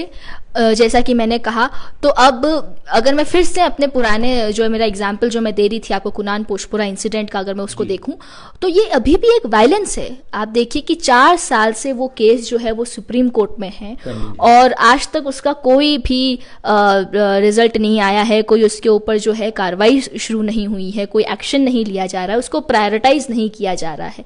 अब आप देखिए ये क्या है, ये एक तरीके से वायलेंस है। ये वायलेंस है उन तमाम औरतों पे जिनको वो जस्टिस नहीं मिल पा रहा है। ये वायलेंस है उन तमाम औरतों पे जो अपने पतियों के हक के लिए लड़ रही हैं, जिनके पतियों पर उस वक्त में जो है फिजिकल वायलेंस किया गया था, उनको पीटा गया था बहुत ही बेरहमी से। तो वो ना सिर्फ अपने लिए लड़ रही हैं, वो अपने पतियों के लिए, अपने भाइयों के लिए, अपने पिताओं के लिए लड़ रही हैं, वो अपनी बेटियों के लिए लड़ रही हैं जिनकी आंखों के सामने उनका रेप हो गया था। तो यहाँ पे जो है पावर और वायलेंस का बहुत सीधा सीधा कनेक्शन दिखता है। अगर मैं पहले के आपके क्वेश्चन को फिर से लिंक करूं तो यहाँ एक सीधा लिंक दिखता है कि इस तरीके से जो है पावर अपना वायलेंस इंपोज कर रहा है by not acknowledging what sort of violence is going on. आप जस्टिस न देना इज अ वायलेंस। अगर आप उन्हें अभी भी जेंडर डिस्क्रिमिनेशन, अगर आप उसे भी प्रायोरिटाइज नहीं कर रहे हैं अभी इतने बड़े इंसिडेंट को, आप ये देखिए समाज में लगातार चलने वाली हिंसाएं और लगातार चलने वाले अपराध हैं। बिल्कुल बिल्कुल, और ऐसे हमें तमाम केस मिल जाएंगे। मतलब ये तो मैं आपको एक इंसिडेंट बता रही हूँ, ऐसे तमाम ऐसे केसेस जो अनरिकॉर्डेड है, अनरिपोर्टेड है, जिन्हें बताया नहीं जा रहा है, अभी लोगों के सामने नहीं आ पा रहे हैं वो केसेस। और वायलेंस जो है वो हम अपने घरों में भी देखते हैं। मतलब आप अब ये सेंटेंस सुनने के बाद आप ये अपने आप को क्वेश्चन कर सकते हैं कि नहीं, मैं तो किसी को पीटती नहीं हूँ या पीटता नहीं हूँ या तो यही है कि हम पिटाई से थोड़ा आगे बढ़ें। वायलेंस सिर्फ वहाँ तक नहीं है, वायलेंस वहाँ भी है जब आप अपनी आइडियोलॉजीज किसी और के ऊपर इम्पोज करते हैं। वायलेंस वहाँ भी है जब आप किसी और के ऊपर डिपेंडेंट हो जाते हैं। वायलेंस वहाँ भी है जब आप किसी को डी इंडिविजुअलाइज कर देते हैं कि नहीं, तुम्हारा काम ये है, मेरा काम मैं है, ये हम लोग देख लेंगे। तो ये जो है तुम्हारा और हमारा, इसके ऊपर आप एक लाइन खींच रहे हैं और उस लाइन की वजह से जो सामने वाला जो पर्सन है, नो मैटर व्हाट जेंडर और sexuality the person belongs to, उससे वो एक्सपोजर नहीं मिल रहा है एक दूसरे लेवल, दूसरे साइड की स्टोरी जानने का। तो दिस इज अ वायलेंस जहाँ पे आप सेपरेशन कर रहे हैं। एक वायलेंस है जहाँ पे आप अगर मैं टीनेजर्स या बच्चों के कॉन्सेप्ट में अगर मैं बात करूं तो वायलेंस तब वहां आ जाता है जब अगर कोई बच्चा खुल के अपनी सेक्सुअलिटी के बारे में अगर अपने माँ बाप के सामने आता है कि मैं गे हूं या लेस्बियन हूं या बाइसेक्सुअल हूं या मुझे वो फील नहीं होता है बीइंग अ लड़की, मुझे लड़कों से नहीं, मुझे लड़कों से अट्रैक्शन नहीं होती है, मुझे एक लड़की से अट्रैक्शन होती है, मैं एक लड़की से प्यार करती हूँ। और अब यहाँ वायलेंस कैसा आता है? वायलेंस इस प्रकार से आता है कि आप चाहते ही नहीं है कि बच्चे उस तरीके से सोचे, तो आप उसके स्टार्टिंग से उसके फॉर्मेशन को, उसके आइडियोलॉजी को, उसके मेंटल थिंकिंग प्रोसेस को चेंज करने लग जाते हैं। जब आप उसे ये कहते हैं कि नहीं ऐसा कुछ नहीं होता है, ये एक बीमारी है, जल्दी शादी कर दी जाती है, बिल्कुल जल्दी शादी कर दी जाती है, बिना मर्जी के शादी कर दी जाती है, और फिर ये एक शादी जो है ये एक अलग वायलेंस चलता है। बहुत से फेमिनिस्ट थ्योरिस्ट जो हैं, फेमिनिस्ट हिस्टोरियंस हैं, और इसमें मैं अपनी फेवरेट फेमिनिस्ट हिस्टोरियन और फेमिनिस्ट थ्योरिस्ट को लाना चाहूँगी। सिल्विया फेडरिची हैं, बहुत प्यार से वो ये कह देती है कि marriage is a contractual labour और कुछ नहीं है। तो अब आप लोग मुझे मारे ना इस बात पे, पर मारिया मेज भी यही कह देती है कि मारिया मेज हो गई, जूलियट मिचेल हो गई, ये सारी तमाम जो फेमिनिस्ट थ्योरिस्ट हुई है वो हमेशा यही कहती आई है कि marriage is a form of a violence या marriage is a form of a contractual labour, जिससे आप जहाँ पे एक पार्टी जो है वो दूसरे पार्टी से सिर्फ लेबर के सिवा और कुछ नहीं करवा रही है। तो यही एक प्रकार, यही सब कुछ जो है ये वायलेंस की परिभाषा बन जाती है। और इम्पॉर्टेंट बात यह है कि हम ये छोटे छोटे तमाम वायलेंसेस को जो है वो एड्रेस करना शुरू करें। अगर हम जेंडर पे बात नहीं कर रहे हैं तो ये भी एक प्रकार का वायलेंस है, क्योंकि हम इसके ऊपर इसको एक्नॉलेज नहीं कर रहे हैं। एक वायलेंस हम लोग जो है वो पोर्ट्रे कर रहे हैं उसका। और अगर इस कॉन्टेक्स्ट में मैं देखूं, अगर LGBTQ के ऊपर मैं देखूं तो तमाम वायलेंस वो न जाने कितने समय से उनके ऊपर वायलेंस हो रहा है। सेक्शन 377 से पहले हो रहा था और अब सेक्शन 377 के बाद भी यही होता है कि उन्हें तमाम स्टीरियोटाइप्स और स्टिग्मास को फेस करना पड़ता है। किसी ऑफिस में अगर वो जॉब ढूंढने चले जाएं तो और अगर कुछ दिनों में उन्हें लगता है, अगर जो बॉस है अगर उन्हें से लगता है कि ये तो नॉर्मल बिहेव नहीं कर रहा है, तो हम उसके ऊपर फिर से वही चीज़ इम्पोज कर देते हैं कि हम उनके ऊपर स्टिग्मास बनाने लग जाते हैं कि नहीं भाई तुम तो मुझसे दूर रहो, क्या पता तुम्हें कब मुझसे प्यार हो जाए। तो ये जो इस तरीके के स्टिग्मास जो हैं, स्टीरियोटाइप्स जो हैं, वो इन लोग को फेस करना पड़ता है। और ये एक प्रकार का जो है एक वायलेंस है जिसे हमें एड्रेस करना जाना चाहिए। पाती में मुकेश मथानी जुड़े हैं, जो कथन की संपादिका हैं संज्ञा उपाध्याय, वे जुड़ गई हैं। विष्णु छंगानी पोखरण से जुड़ गए हमारे दोस्त। यशवंत देवड़ा जी जुड़े हैं। प्रवीण अग्रहारी जी जो हैं तीखर वाले, वो भी जुड़े हैं। निर्मल गहलोत जुड़े हैं। लालचंद चंडक जो हैं वो जुड़ गए हैं। सत्येंद्र व्यास, सुधांशु टाक, बहुत सारे मित्र जो हैं वो लगातार जुड़ रहे हैं। प्रदीप कांत ये भी कह रहे हैं कि पावर में किसी भी कैटेगरी का कोई आ जाए, उससे उस कैटेगरी का भला ही कब हुआ है। बिल्कुल बिल्कुल, बहुत मुद्दे की बात जो है वो उठा रहे हैं। और आप देखिए बहुत सारे लोग जो हैं, कविता व्यास जुड़ी हैं, ललित फुलेरा जो है वो भी जुड़ गए हैं, और पल्लव लगातार कर, इस बीच में तनुजा लालस भी जुड़ी हैं। तो पाती जो हम बात कर रहे हैं, हूर खान आपकी टीचर जो हैं वो जुड़ी हैं, हूर मैम। तो अब पाती हम इस पे बात करते हैं कि जो कोविड के दिन है, मतलब पूरा विश्व जो है एक महामारी से गुजर रहा है, तो कोविड के दिनों में आप क्या सोचती हैं कि एक दो चीजें होती है कि जब हम बाहर नहीं जा रहे हैं तब हम कहीं भीतर जाएं, और भीतर जाने का मतलब है कि इंट्रोस्पेक्शन जैसी कोई चीज करें और सोचें कि हम कैसे हैं, हमारा जीना कैसा है, हमारा जीवन के मूल्य, जीवन की पद्धति वो कैसी है, उसको इंट्रोस्पेक्ट करें। एक तरीका जो है वो ये हो सकता है। आपको क्या लगता है, चूंकि आप बहुत सारी रिपोर्ट्स पिछले दिनों पढ़ती रही हैं, और कोविड के अंदर जेंडर की सिचुएशन जो है वो किस तरह से महसूस करती है कि क्या कुछ हो रहा होगा? बिल्कुल। तो मैं बहुत ही सीधे शब्दों में कहूँ तो जेंडर की हालत अच्छी नहीं है कोविड में, क्योंकि पहली बार ऐसा हो रहा है कि पूरा परिवार जो है एक साथ घर में रह रहा है, और रहने के बाद काफ़ी जो है लोगों को नई चीज़ें पता चल रही है। मुझे बड़ी ये शर्म की बात है कि एक ही परिवार में होने के बावजूद हमें एक ऐसे लॉकडाउन की ज़रूरत है जहाँ पे हम अपने परिवार की कुछ ऐसी चीज़ें जान रही हैं जो हमें पहले नहीं पता था। तो इस टाइम पे बहुत ऐसा हो रहा है कि कल परसों ही मैंने देखा था कि कोविड में, जैसा आपने भी पहले भी मेंशन किया, कि डोमेस्टिक वायलेंस की जो रेट है वो 50% बढ़ गई है नॉर्मल रेट से, और 50% तक जो है कोविड में डोमेस्टिक वायलेंस की तादाद बढ़ चुकी है। आप देखिए कि कितने ही गवर्नमेंट हेल्पलाइंस को कंटिन्यूसली कॉल्स आ रहे हैं कि हमारे घर में इस प्रकार का वायलेंस हो रहा है, फिर चाहे वो मेंटल वायलेंस हो, वो फिर चाहे फिजिकल वायलेंस हो। तो कोविड पेंडेमिक में जो सबसे मेजर जो प्रॉब्लम हो रही है वो ये है कि लोग अब अलग अपने ही घर में जेंडर को और सेक्सुअलिटी को एड्रेस करना उन्होंने शुरू किया है। कोविड में विमेन तो किसी ना किसी प्रकार से सफ़र कर ही रही हैं, क्योंकि अब उनके पास में पहले भी वो तमाम तरीके की अपनी प्रॉब्लम्स फेस कर रही थी, including a lot of domestic labour that they do. But अब जो है वो डोमेस्टिक लेबर भी बढ़ चुका है, अब जो है वो मेंटल प्रेशर भी बढ़ चुका है, क्योंकि पूरा परिवार एक साथ इकट्ठे घर में है, तो अब उनके ऊपर जो है रिस्पॉन्सिबिलिटीज बढ़ चुकी हैं, उनके ऊपर जो है काम का जो लेवल है वो बढ़ चुका है, मेंटल प्रेशर बढ़ चुका है कि क्योंकि सब्जियां नहीं मिल रही तो कल क्या बनाएंगे, और ऐसा कुछ बनाना है जो बीवी और बच्चे सबको, जो बच्चे जो हैं, बड़े जो हैं, बुजुर्ग हैं और पति जो हैं उन्हें भी भाए।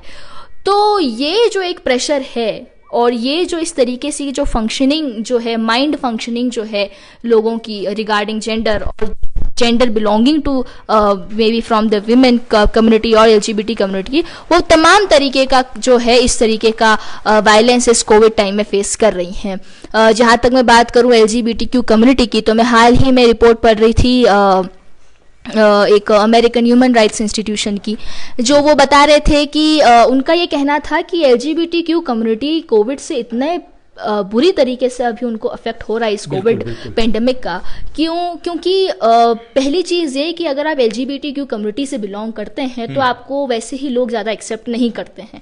तो आप देखिए कि उनको अगर जो एलजीबीटीक्यू कम्युनिटी के जो लोग हैं, जो अपने परिवार से दूर रह रहे हैं, उनका मकान मालिक उन्हें रहने नहीं दे रहा है, उन्हें खाना नहीं दिया जा रहा है, और जॉब अनसर्टेनिटी तो उनके अंदर और बढ़ चुकी है, क्योंकि वैसे ही जॉब मिलना उन कम्युनिटी के लोगों को वैसे ही जॉब मिलना थोड़ा मुश्किल हो जाता है। अभी तक एक्सेप्टेंस लेवल जो है वो इतना इंक्रीज नहीं हुआ है, और उसके बाद भी अब कोविड के बाद इकोनॉमी का क्या हाल होगा, ये हमें जो हश्र हो रहा है वो हमें पता है, और उसके बाद क्या होगा वो भी हमें काफी भली बात है, हम उसका अंदाजा लगा सकते हैं। तो वो बहुत टेरिफाइड है इस चीज को लेकर कि उनकी लाइफ की जो अनसर्टेनिटी है वो और बढ़ चुकी है, पहले भी थी अब और बढ़ चुकी है। तो इस कोविड के चलते जेंडर जो है वो आप देखिए कि अब चलिए मैं जेंडर को, अगर फिर अब मुझे कोई भी क्वेश्चन कर सकता है कि आपने जेंडर को जो है वो वुमेन या एलजीबीटी तक सीमित कर दिया है, चलिए मैं आदमियों पे आती हूँ।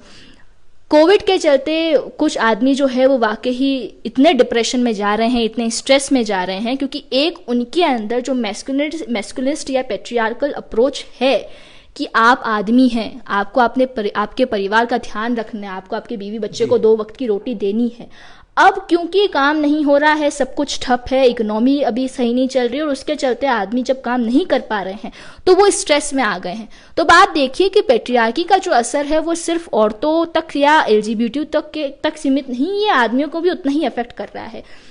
उसके दिमाग में ये चीज़ बिठा दी गई है। और मैस्कुलिनिटी जो है वो किस तरीके से आदमियों को प्रभाव करती है, इसका सबसे अच्छा एग्जाम्पल अगर आप कभी पढ़ें तो रंजना पाड़ी हमें देती हैं उनकी किताब में those who did not die, जो पंजाब में हुए एग्रीगेरियन क्राइसिस के बारे में है, और जिन आदमियों ने सुसाइड कमिट कर ली इस स्ट्रेस में चलते कि भाई एग्रीगेरियन क्राइसिस आ गया है, हम कुछ उगा नहीं पा रहे हैं, और अगर उगा नहीं पा रहे तो हम बच्चों को खिलाएंगे क्या, हमारी बीवियों को खिलाएंगे क्या, और अगर बेटी है तो और प्रेशर है क्योंकि फिर दहेज में क्या देंगे। तो फिर ये जो मैस्कुलिनिटी का जो प्रभाव इवन आदमियों पे भी है कि अगर लॉकडाउन के चलते वो कुछ काम नहीं कर पा रहे हैं और अपने परिवार का पेट नहीं भर पा रहे हैं, तो वो उनके लिए एक सेल्फ ईगो और सेल्फ गिल्ट में जाने वाली बात हो गई है कि मैं ये नहीं कर पा रहा हूँ जबकि मेरा ये कर्तव्य है।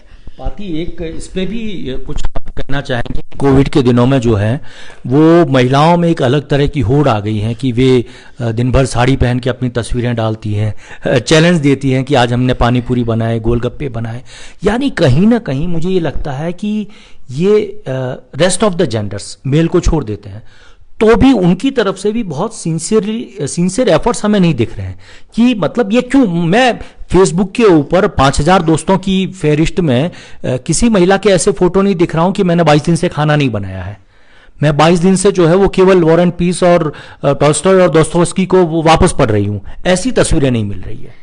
अब देखिए, अब इससे यही हो जाता है जहाँ पे बाप बेटी की आइडियोलॉजी में फर्क दिखेगा आपको। तो अभी कुछ टाइम पहले आपने ये कहा था कि जो पेट्रियार्कल नोशन है या मैस्कुलिन नोशन जो है उन्होंने उस आइडियोलॉजी ने वुमेन के थॉट या को भी स्ट्रक्चर किया है ना। बिल्कुल, तो अब आप अपने स्टेटमेंट को कॉन्ट्राडिक्ट कर रहे हैं मिस्टर विट्ठल, अगर मैं देखूं तो ठीक है। तो वही चीज मतलब ये कितनी डीप रूटेड चीजें हैं जो वापस उसी तरह से लौट के आ रही है। बिल्कुल लौट के आ रही है जो है वो इस बात पे कोई महिला ये पोस्ट नहीं लगा रही है कि उसने पिछले 25 दिन से खाना नहीं बनाया। बिल्कुल, और केवल पुरुष ही काम कर रहे हैं ये जी। बिल्कुल। तो इसमें जो मुझे सबसे मेजर जो चीज दिखती है, एक तो वो ये है कि जितना लॉकडाउन एक लेजर का रोल प्ले कर रहा है, एक स्पेस का रोल प्ले कर रहा है, एक कुछ लोगों के लिए जो है वो एक रेस्ट का रोल प्ले कर रहा है कि अब कुछ दिन आराम मिलेगा हमको नॉर्मल जिंदगी से। मेरे ख्याल से ये जो चैलेंजेस जो आ रहे हैं, जैसा आप बता रहे हैं फोटोज डालने का, ये उनके काइंड का एक लेजर है, ये उनकी काइंड का एक ऐसा स्पेस है, ये एक ऐसा स्पेस है जहाँ पे वो लिबरेटेड फील करती हैं। अब जो ये लिबरेशन है ये कुछ के लिए लिबरेशन है और कुछ के लिए नहीं है। तो इसी प्रकार से अब जो वुमेन, जो आप कह रही हैं लेडीज जो पोस्ट डाल रही हैं इस प्रकार की, ये उनका स्पेस है। मुझे लगता है कि अब जिस प्रकार लॉकडाउन में हम अपने आप को स्पेस दे रहे हैं, काफ़ी लोग जो हैं वो सेल्फ इम्प्रूवमेंट की तरफ जा रहे हैं, सेल्फ न्यू हैबिट्स अपना रहे हैं, तो सेल्फ इम्प्रूवमेंट की तरफ जा रहे हैं, सेल्फ लव के पीछे जा रहे हैं लोग, और बहुत अच्छी बात भी है ये। मेरे ख्याल से ये उनका वे ऑफ सेल्फ लव है, और मुझे नहीं लगता कि हमें क्वेश्चन करना चाहिए उस सेल्फ लव को। बट जहाँ तक ये बात है कि हाँ, उससे थोड़ा आगे भी जाया जा सकता है। बिल्कुल ये आपकी सही बात है कि कोई ये नहीं पोस्ट कर रहा है कि हमने कितने दिन से खाना नहीं बनाया है, कितने दिन से हमने काम नहीं किया है, तो यही लिबरेशन की बात आ जाती है। जिसे अगर फोटो पोस्ट करना लिबरेशन लग रहा है तो उसके लिए काम करना लिबरेशन नहीं हो सकता है। शैडो और सूडो लिबरेशन है।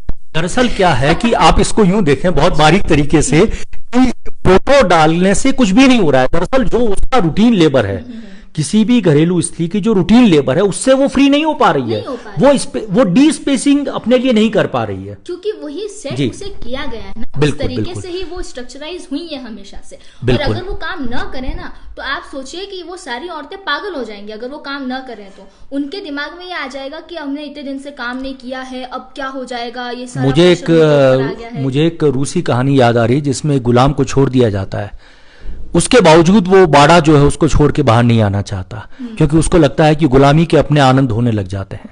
और राजेंद्र यादव ने तो इस पे बहुत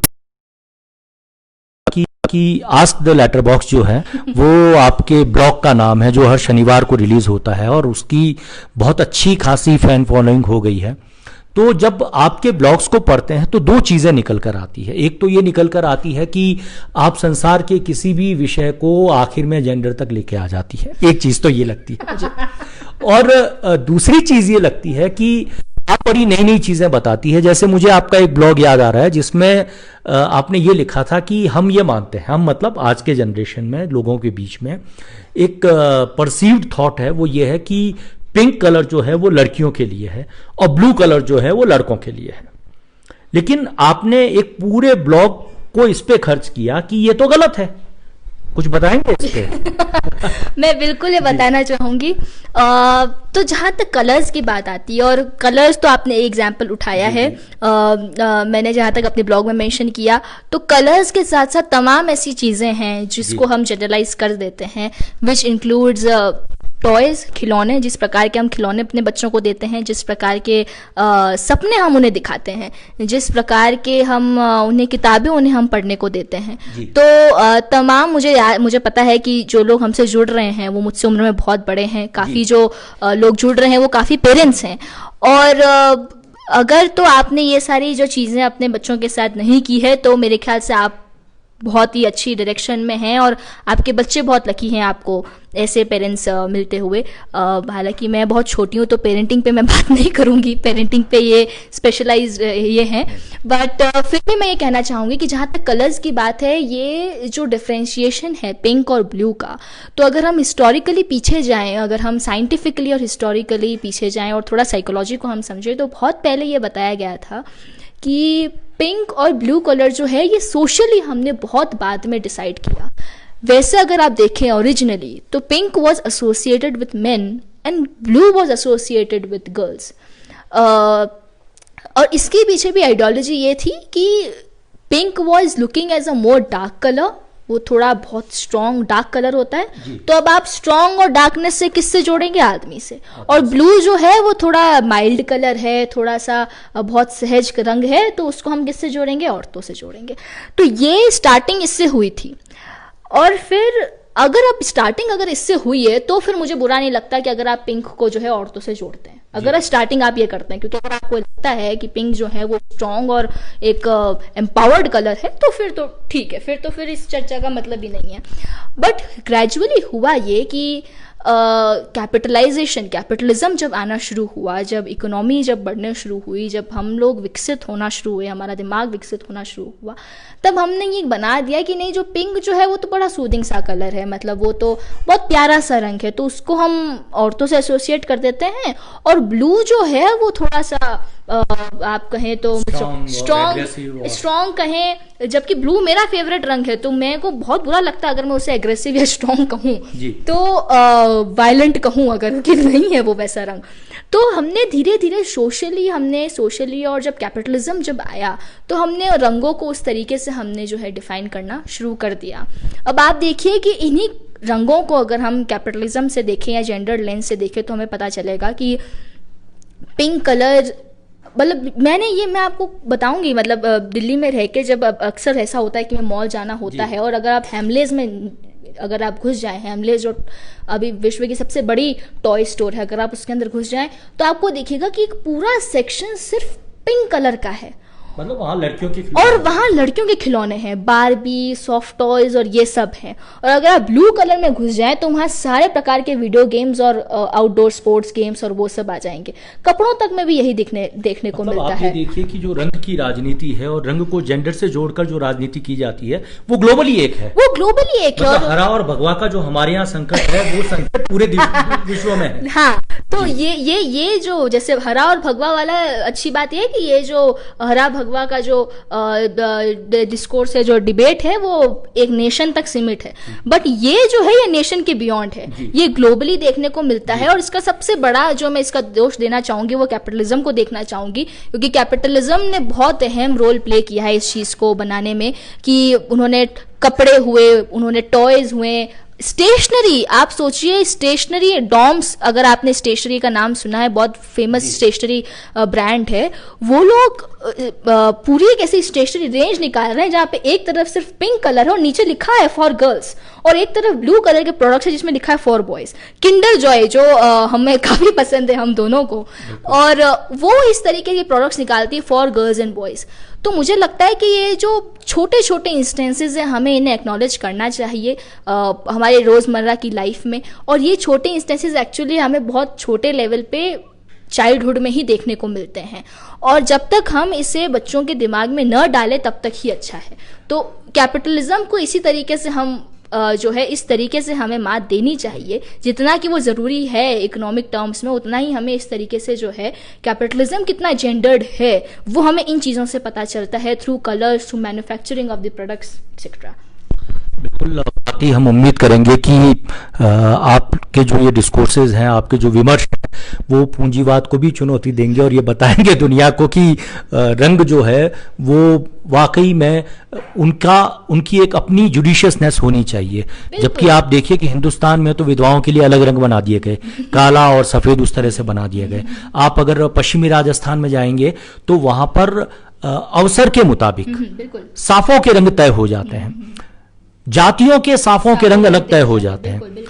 बिल्कुल पाती। और आपके जब हम ब्लॉग पढ़ते हैं तो उसमें कभी हमें लगता है कि आप केवल अटायर पे बात करती हैं, और अटायर में भी आप जो वो जेंडर लेके आती है, यानी कोई कपड़े पहन रहा है उसमें भी जेंडर है, कपड़े के रंग में भी जेंडर है, खिलौने से खेल रहा है उसमें भी जेंडर है, स्टेशनरी में भी जेंडर है। तो आखिर में किस तरह से आप सोचती हैं कि कितना ज्यादा गैप है? दरअसल मुझे वो ब्रेक के एक नाटक का हिस्सा याद आता है कि एक चाबी जो है वो खो गई है, तो जिधर स्पॉटलाइट जाती है वो विदूषक जो है उधर जाके उसको ढूंढने की कोशिश करता है। तो किसी ने पूछा कि भाई ये रोशनी जहां जा रही उधर ढूंढ रहे हो, तुम्हें क्या पता कि चाबी उधर ही गिरी है?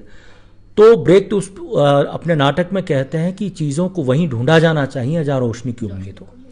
तो पाती, अब अपन बात करते हैं कि आखिर में आप किस तरह से लेती है कि जेंडर जस्टिस जैसी जो चीज़ है, मतलब जब इकोनॉमी, पॉलिटिक्स और कुल मिला के हम कहें तो डिसीजन मेकिंग की जो सत्ता है उसमें एक तरह की जो जेंडर इक्विटी है वो आएगी और वो प्रिवेल भी करेगी, और दूसरी तरफ वो दिन तभी होगा जब जेंडर को लेकर एक सेंसिटाइजेशन जो है वो पूरी सोसाइटी के पास में अलग तरीके से होगा। तो आपको लगता है कि वो उम्मीदें रखी जानी चाहिए और बहुत दूर नहीं है, लेकिन रास्ता तो लंबा है? बिल्कुल, मुझे लगता है उम्मीद रखी जानी चाहिए। उम्मीदें अगर हम नहीं रखेंगे तो ऑब्वियसली ये जो बड़े गोल्स हैं, ये बहुत बड़े गोल्स हैं अगर हम देखें तो, और ये हम लोग अचीव नहीं कर पाएंगे। और हम अपने लेवल पे अगर ना भी सोचें तो हम अपने आने वाले फ्यूचर जनरेशन के लिए जो एक सस्टेनेबल जेंडर इक्वल, ये इम्पोर्टेंट हो जाता है। पहले तो जैसा कि इन्होंने कहा कि मैं हर चीज़ को जेंडर से जोड़ देती हूँ, तो ऐसा ना हो कि मेरी अगले हफ्ते से व्यूअरशिप कम हो जाए ब्लॉग पे। आपने बहुत लोगों को उत्तेजित कर दिया है कि ये हर चीज़ को जेंडर से जोड़ देती है, क्योंकि मुझे लगता है कि वो ज़रूरी है।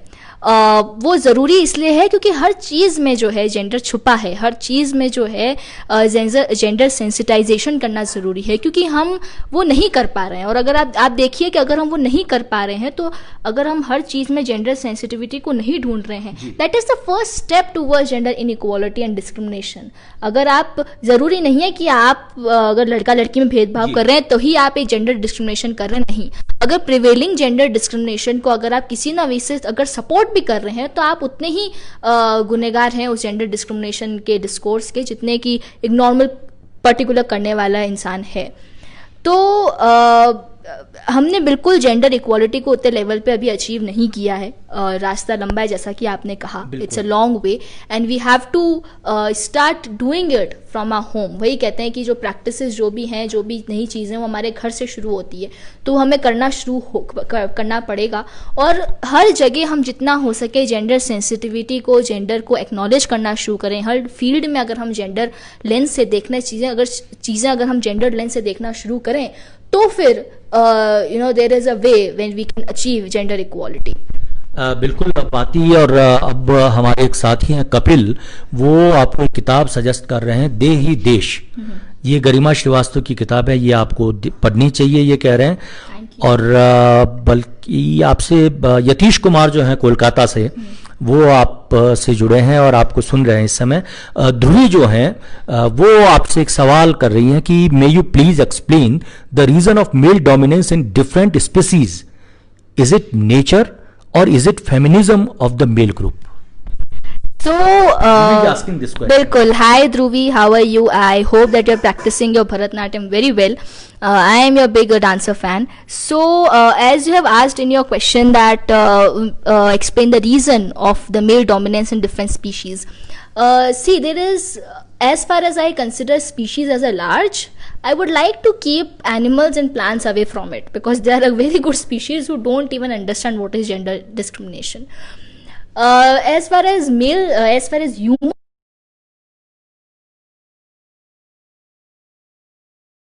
dominance is when we started thinking, when we started getting civilized in terms of our brain thought procedure.